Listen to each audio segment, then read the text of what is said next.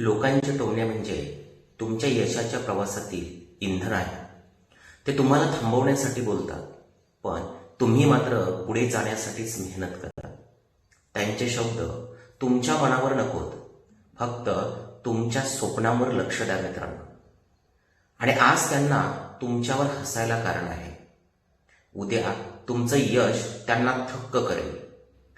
टीका ही नेहमी यशस्वी लोकांनाच मिळत असते आणि त्यांच्यावरच होत असते, कारण चालत्या गाडीवरच दगड फेकले जातात.